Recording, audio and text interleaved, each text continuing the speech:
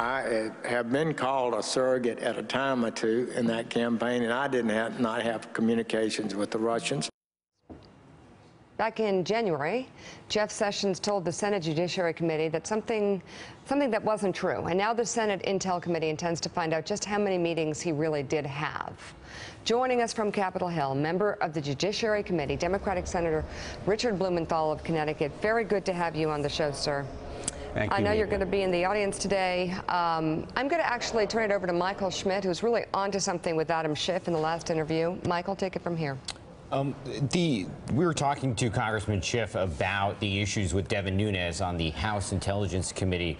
What issues in terms of the Republicans and their cooperation on this investigation would be an issue that the Democrats would say this is a breaking point and we're not going to continue working with you on this? For one thing, the refusal to issue subpoenas. My view is that subpoenas should be issued right away for all of the tapes that may exist, even to establish that they don't exist. Subpoenas should be issued right away and to preserve their existence. And I want a commitment from Jeff Sessions that he will not oppose those subpoenas on behalf of the president through the Justice Department. I also want a commitment from Jeff Sessions that he will resign if the President of the United States fires Bob Mueller. I think that it's a matter of fundamental conscience. The Republicans on the committee should cooperate in defending Bob Mueller. This investigation under the special prosecutor should be bipartisan. I called for it some months ago, and it is key to uncovering the truth. Do you think that if Mueller were to be fired, the Republicans would go along with appointing an independent counsel? Do you think that would create the political will to do that? I would predict, although nothing is certain, that there will be a firestorm, much like there was in the wake of the Saturday Night Massacre in the Watergate era, and that we will see legislation. And I know in the Senate, I can't speak for the House, there would be sufficient support, I believe, for some kind of independent counsel, probably through a three-judge court, maybe limited to this investigation, but some kind of special counsel.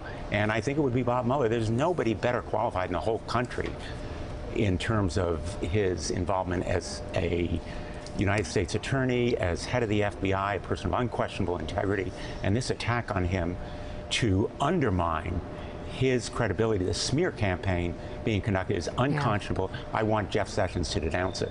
Harold, then Steve. Harold?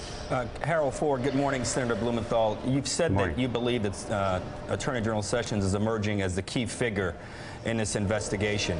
Building on Michael's questions, explain to all of us and to the public, if he were to have had 1, 2, or 3 meetings with the Russian ambassador, what is the implication or the seriousness of that in your mind and the minds of some of your colleagues on the committee?